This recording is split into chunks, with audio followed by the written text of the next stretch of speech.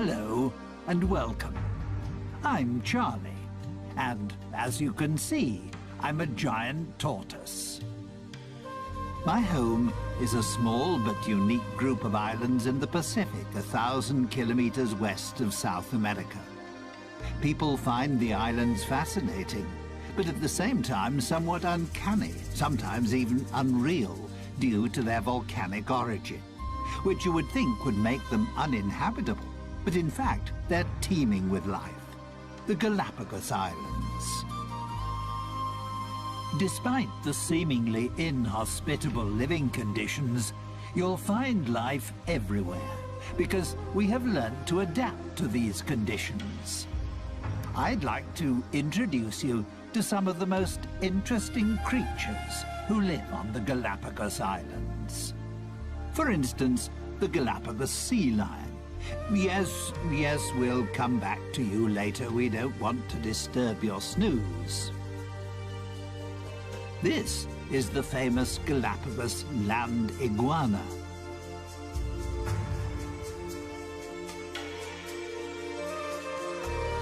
And here, its even more special relation, the marine iguana.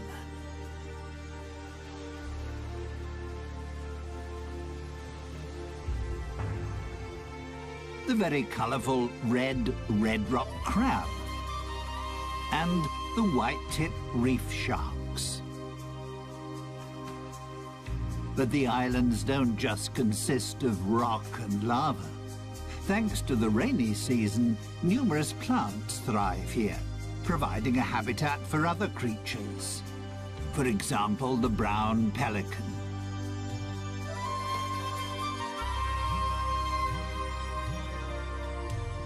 And even flamingos feel at home here.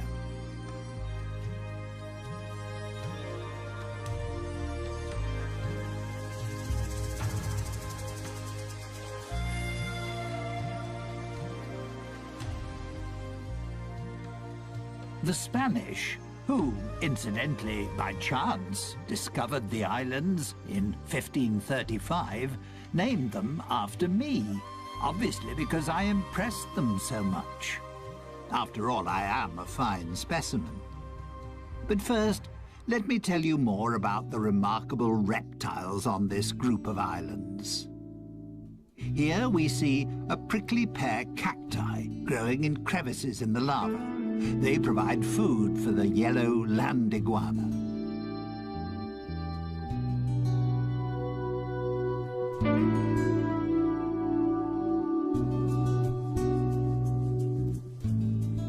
Its appearance is a little unusual, shall we say, due to the countless spiky crests on its head, which make it look rather like a geode turned inside out.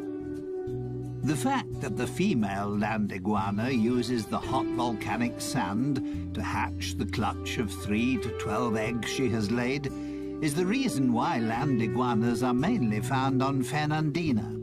It's the most westerly and youngest island of the archipelago. It lies directly above the volcanic hotspot, which was responsible for the creation of the group of islands.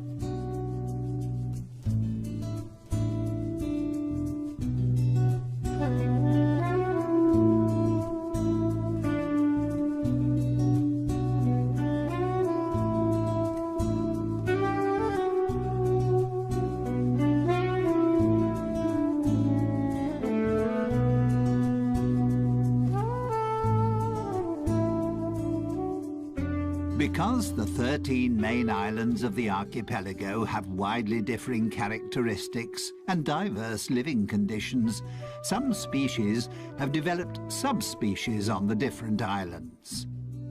That's why, apart from the ordinary land iguana, you'll also find the Santa Fe iguana, which has an even stronger yellow coloring and a more spiky appearance. And then there's the Rosada iguana, which has a distinct pink shade.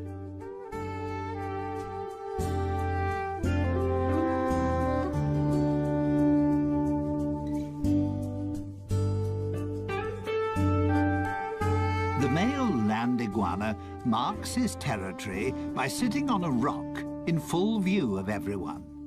That's his way of guarding the hole he has dug with his partner for her to lay her eggs.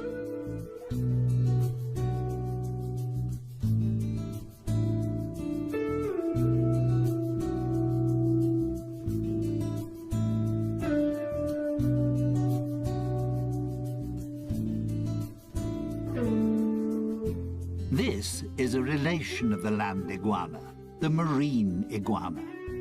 The marine iguana is only to be found on the Galapagos Islands and is the only extant marine iguana species. It prefers to live along the coastline because that's where it finds its food.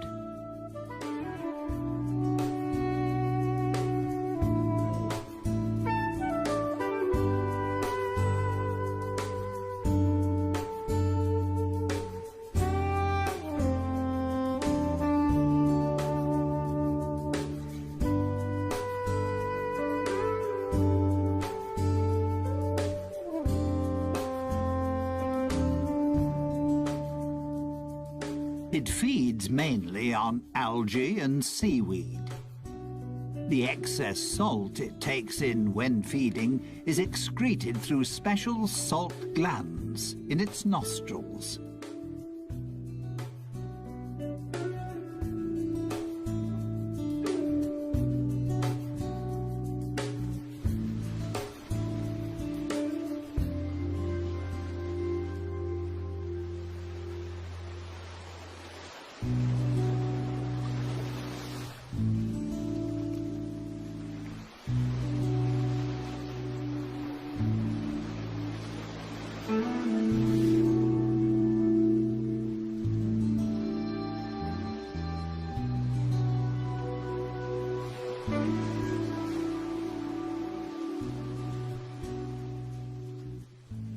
Marine iguanas are cold-blooded creatures. That's why they can only stay in cold seawater for approximately 10 minutes. They are, however, outstanding swimmers and are able to dive to depths of up to 9 meters. Once they're out of the water, thanks to their dark skin, the sun quickly warms their bodies up again.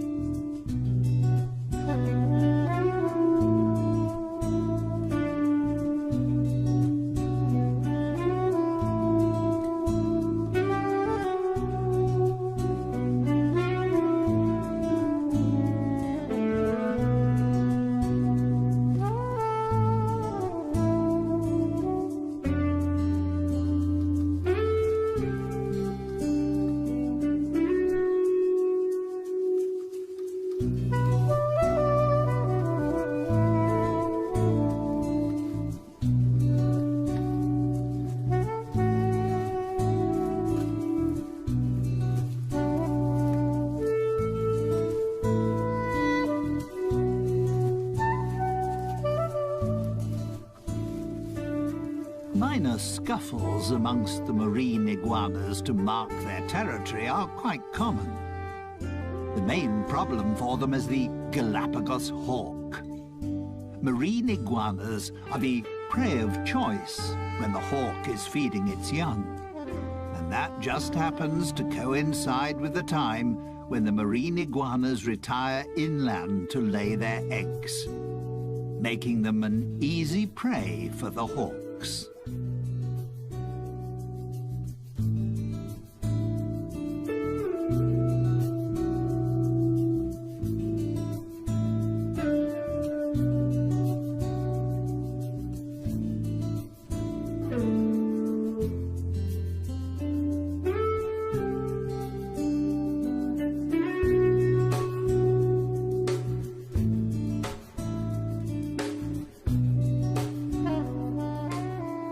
On the lava beach, the hawks have little chance of catching the iguanas, as they can easily camouflage themselves.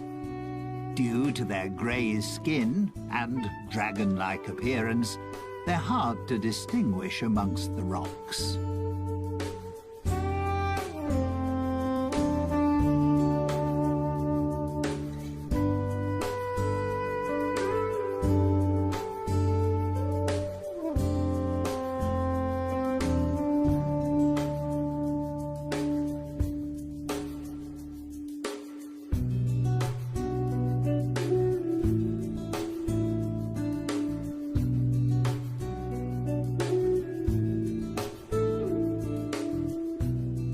The Galapagos Islands are home to 7 endemic types of iguana. The males are larger than the females and can reach up to 30 centimeters, approximately 12 inches in length. Iguanas mainly eat flies, scorpions, and other insects.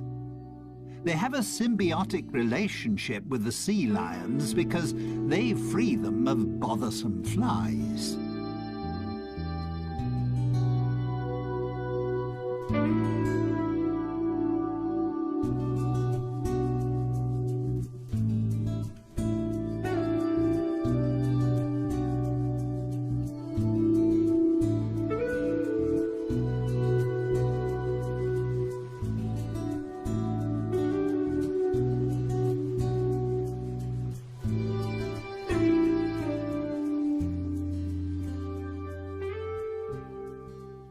That was all quite impressive, wasn't it? But you can find even more colourful creatures on the Galapagos Islands. These rugged cliffs, for instance, are the habitat of the red rock crab. This agile and inquisitive crab prefers to be in the surf, but doesn't like splashing water.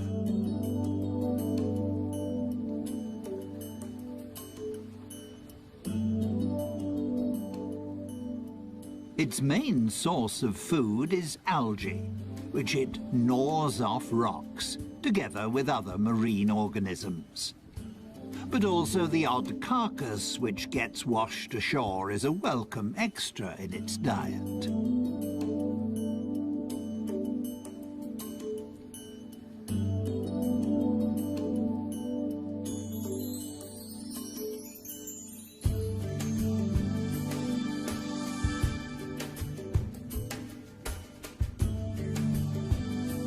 The red rock crab is extremely agile and can move in any direction extremely quickly, which means it can easily escape an attack by seabirds and conceal itself between the rocky crags. Its curiosity, however, will soon get the better of it, and it'll surface again fairly quickly.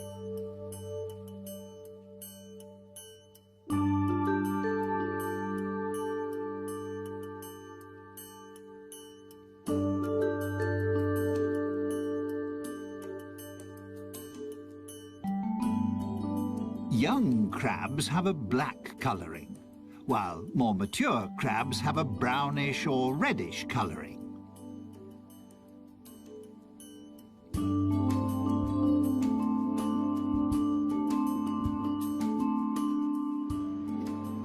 Bless you. Probably the food was a little too salty. Ah, there we have a friend who is spending his winter holidays with us. The black stone turner. He's flown an amazingly long way from the northern parts of America. The red rock crab doesn't cover such long distances, despite the fact that it's a fast mover, but it can jump.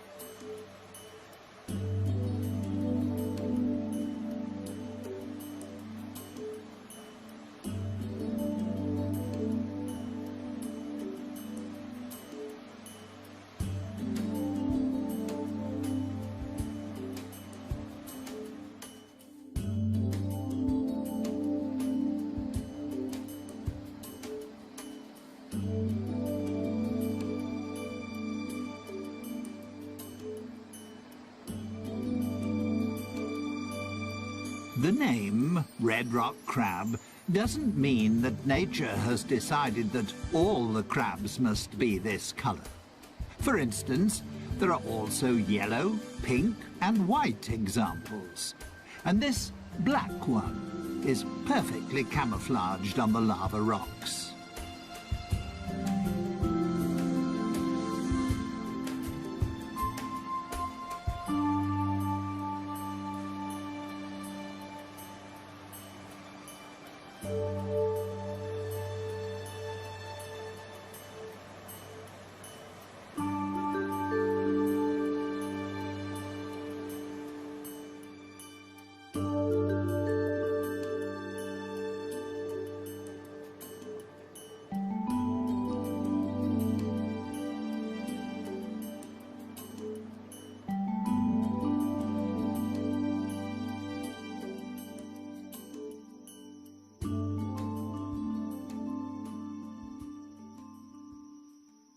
So, not everything is grey and bleak on my group of islands. There's so much more. There's one sociable and playful species that adds a great deal to life on the islands, and I'd like to introduce them to you now.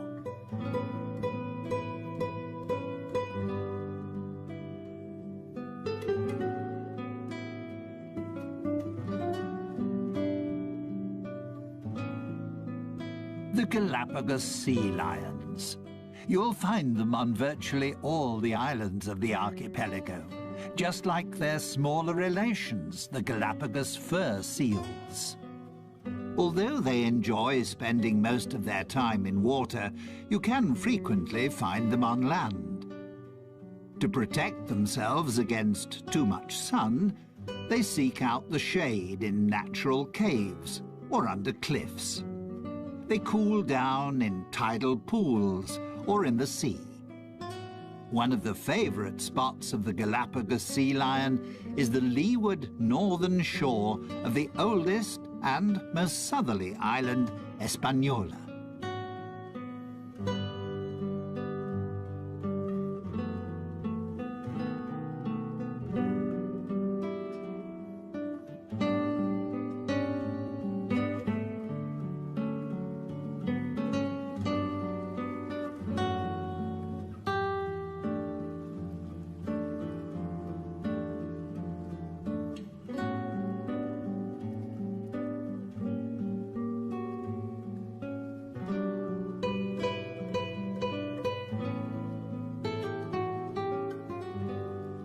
Here's a female with her pup. The relationship between the two is extremely close. Not surprising after a gestation period of 12 months.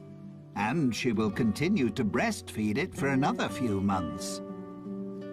A sea lion pup only becomes fully independent after 3 to 4 years. That's how long it takes for the females to reach sexual maturity.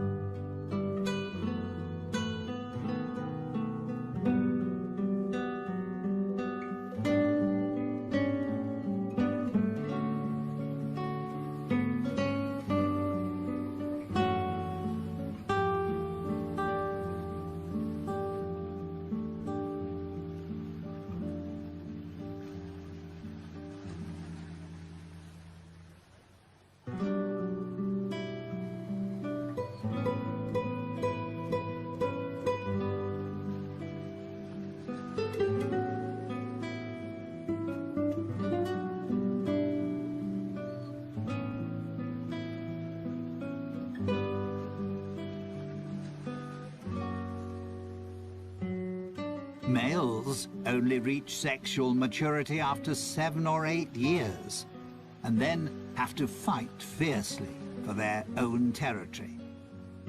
This also makes them more aggressive and short-tempered than the more playful females.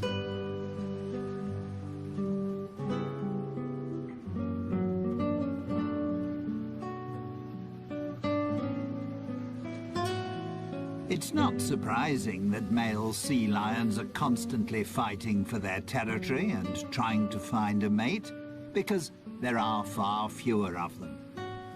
A male sea lion will often have as many as 30 females in his harem.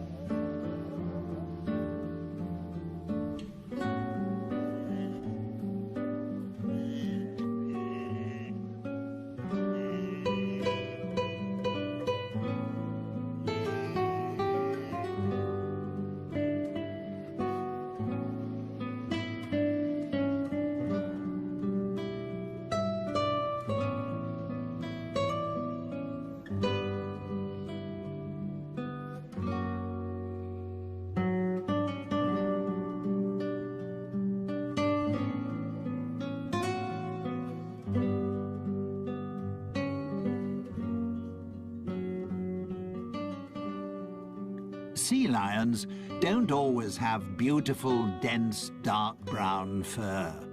Pups only lose their baby fur after about 4 months.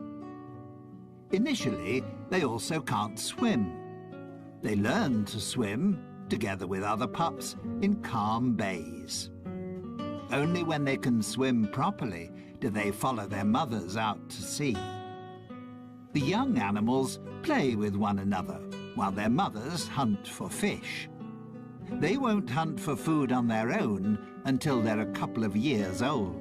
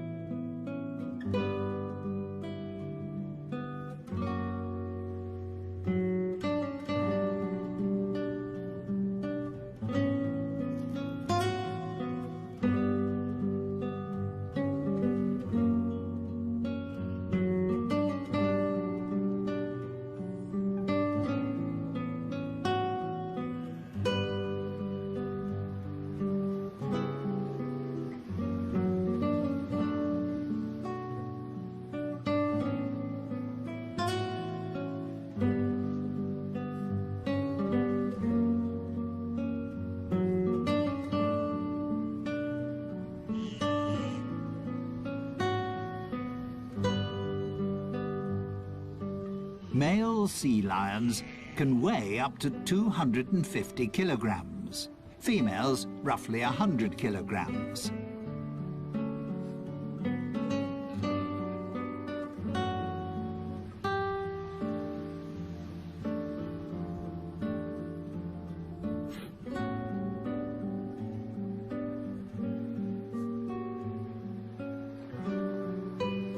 There are between 20 and 50,000 of them on the Galapagos Islands.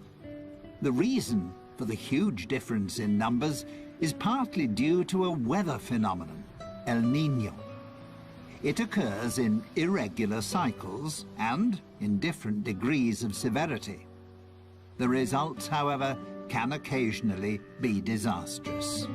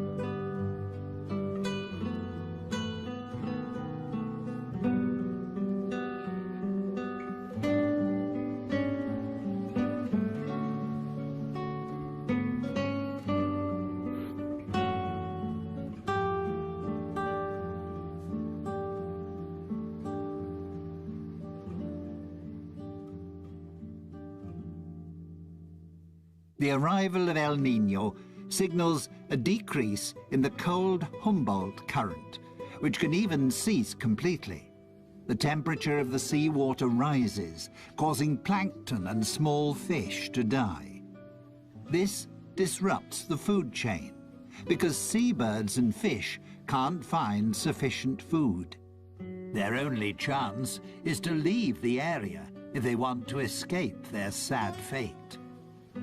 The situation can prove fatal for seals, as they no longer find any food, and many starve to death.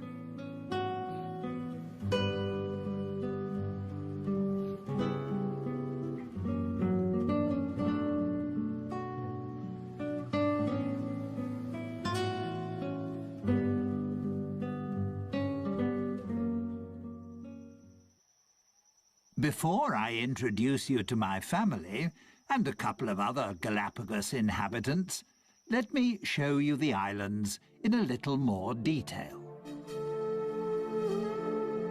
Life on the Galapagos Islands is not always easy. During the first half of the year, there are only 3 or 4 months at the most in which any rain falls, which is why there is a constant shortage of fresh water. The arid countryside often looks desolate. Lava rock, steppe, and cacti dominate the scene.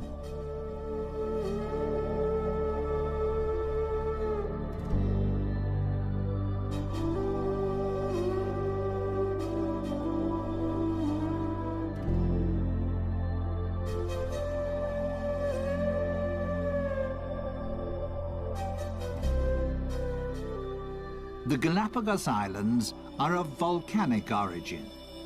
They're the tips of a huge range of volcanoes, a hotspot which is still active. 6 volcanoes erupt on a regular basis. The archipelago is the region with the world's greatest volcanic activity.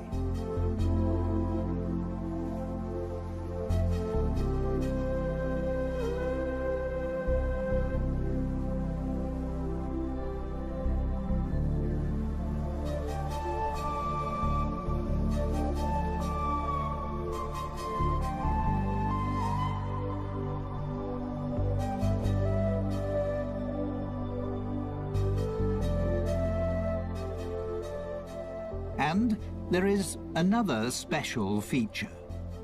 The islands shift. They're located on a tectonic plate which covers a magma chamber. They move from west to east, as if on a conveyor belt. That's why Fernandina, in the west, is the youngest island, and Española, in the east, is the oldest.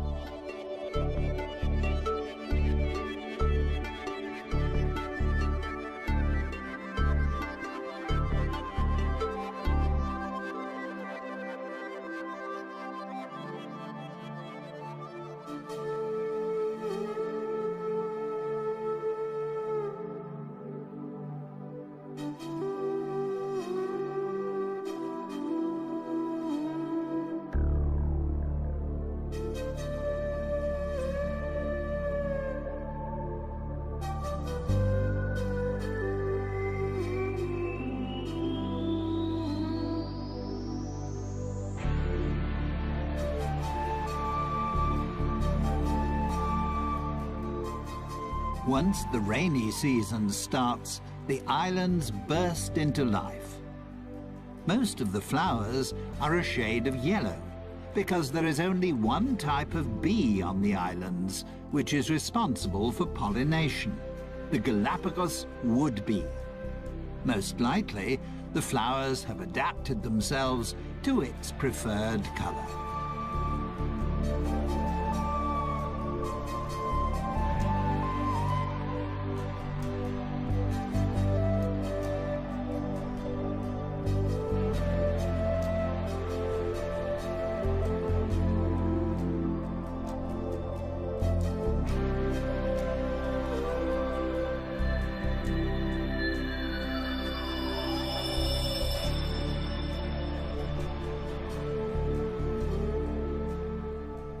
These are prickly pear cacti.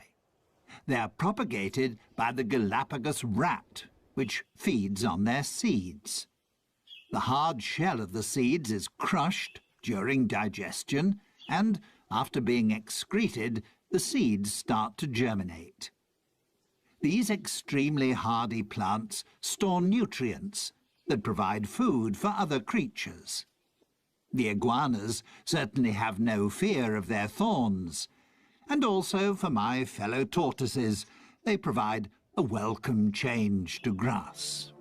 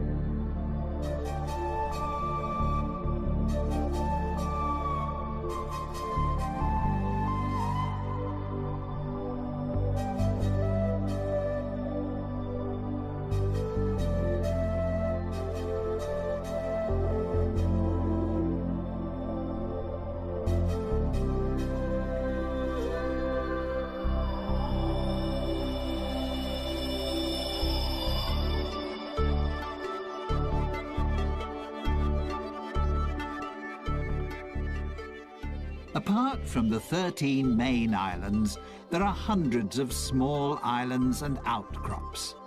Some of them are several hundred meters high and provide breeding grounds for the numerous seabirds.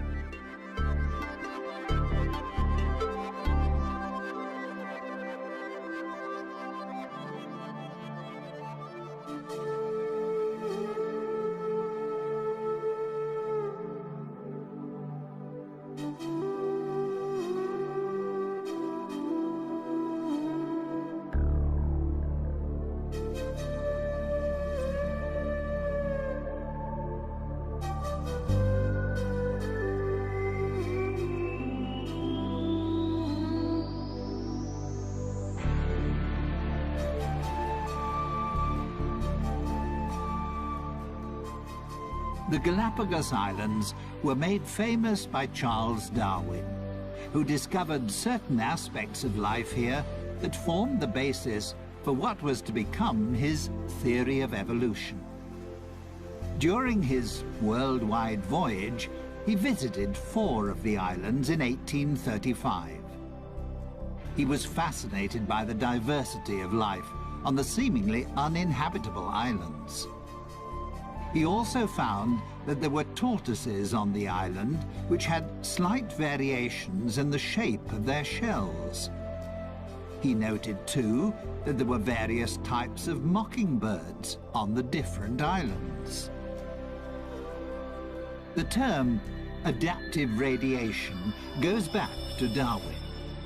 It means that a species, which in itself is not highly specialized, can, by adapting itself to the ecological conditions around it, become a highly specialized species.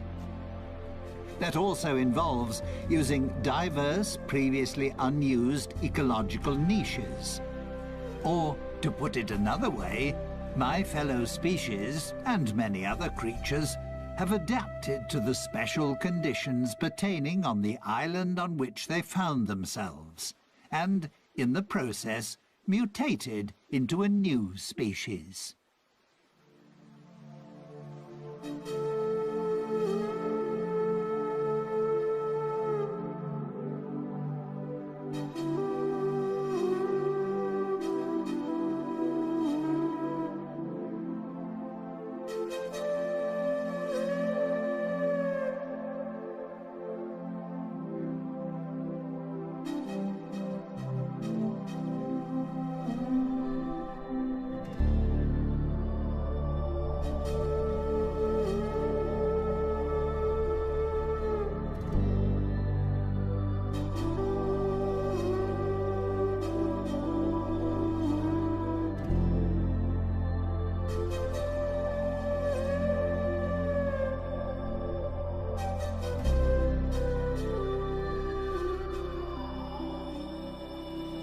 A gathering of white-tip reef sharks.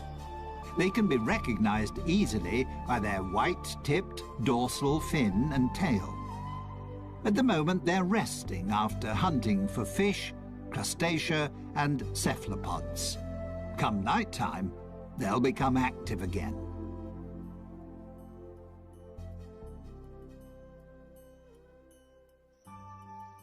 This is my family.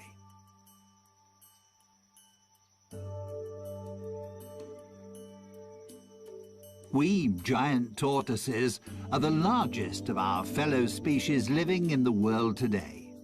We can weigh up to 300 kilograms and live for up to 150 years.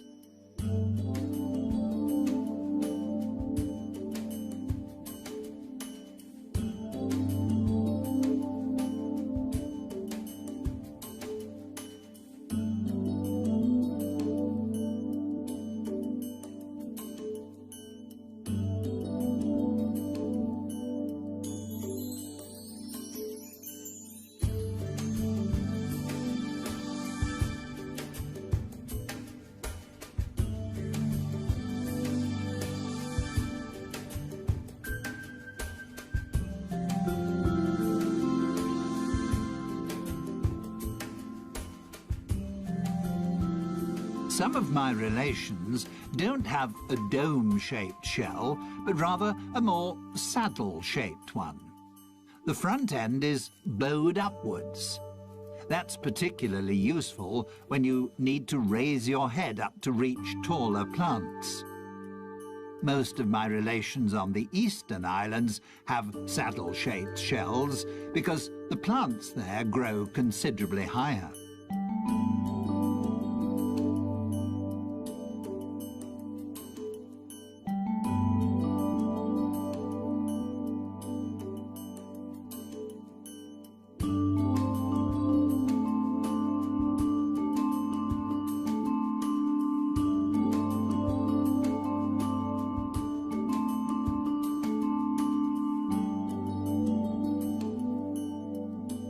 Like the iguanas, we giant tortoises have concluded a pact with the small birds that live on our island. Finches and woodpeckers feed on the parasites and ticks on our skin. To let them know that we need their services, we stretch out and lie quietly until the birds have pecked off all the insects. It keeps us clean and makes life a little more comfortable.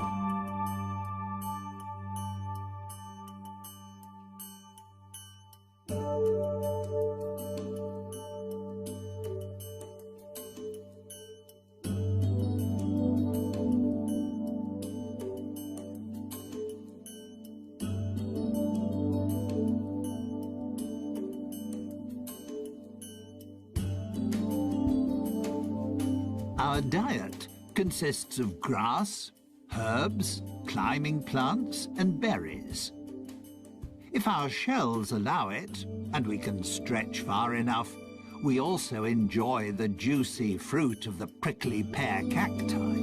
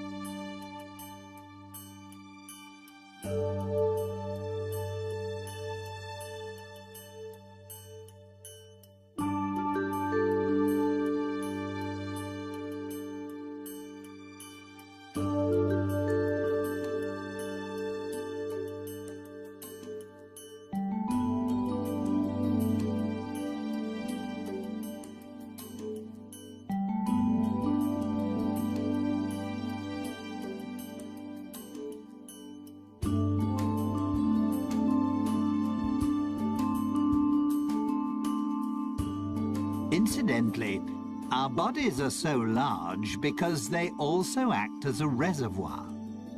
We can store enough fat to last a year without food. And we can even manage without water for several months. We're very frugal. On this archipelago, that's sometimes an absolute necessity. With the possibility of a volcanic eruption at any time, or if El Niño returns, it's a good idea to have a little in reserve.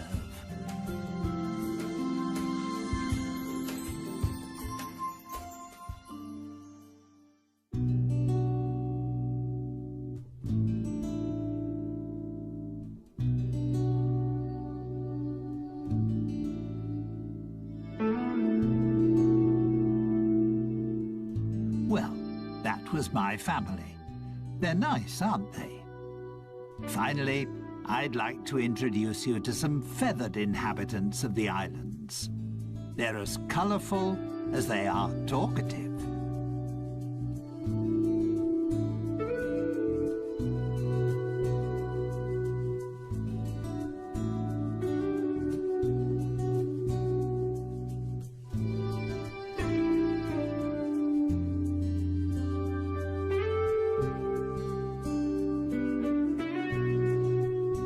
The roughly 500 flamingos which live on the Galapagos Islands are immigrants from the Caribbean. You also wouldn't really expect to find ducks on the islands. But there are several thousand white-cheeked pintails here, and they feel just as at home as the flamingos.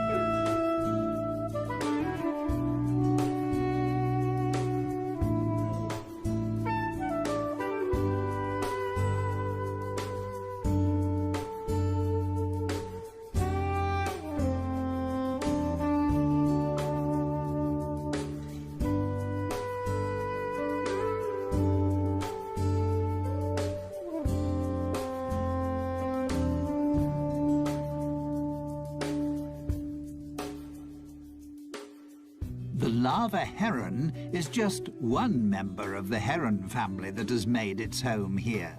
They feed off the plentiful supply of fish, just like the brown pelicans, one of which is just cleaning his plumage.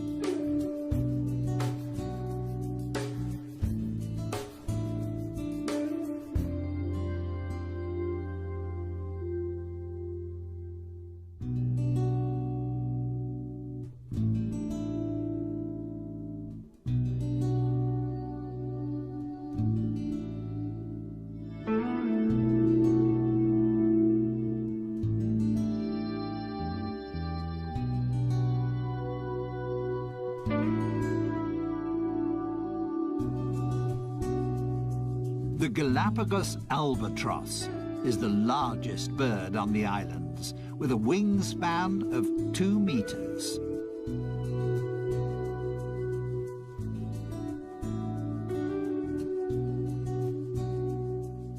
Some 12,000 couples breed on Hispaniola, virtually the whole world population.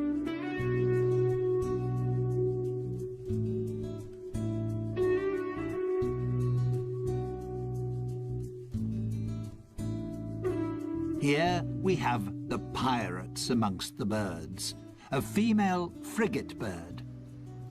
Frigate birds attack other birds and try to snatch away their food. The male frigate birds are famous for their mating habits. To impress the females, they blow up their red throat pouch.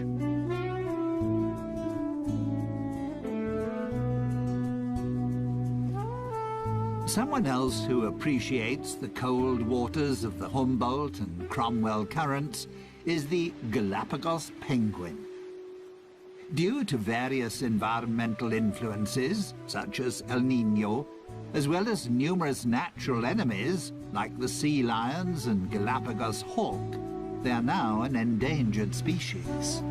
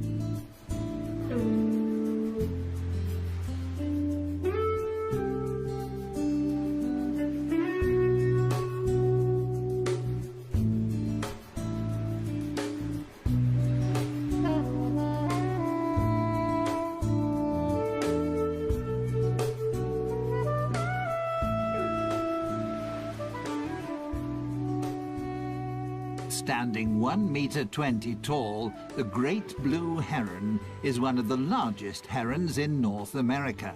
However, it's just as much at home in Central America as it is here.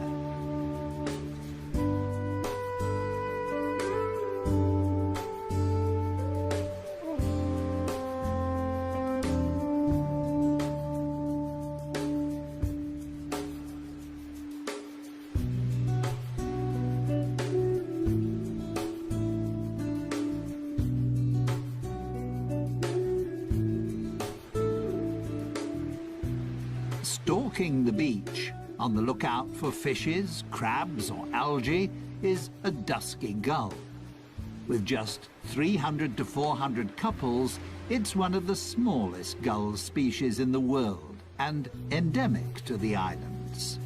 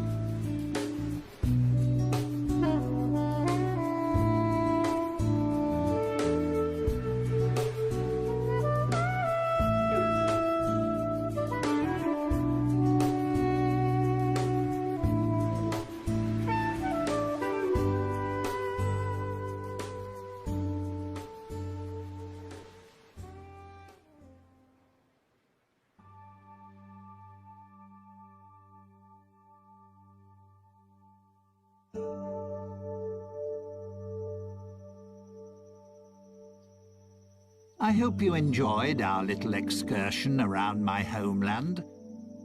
Time for me to be getting back to my family. And time to thank you for your visit. And to say goodbye.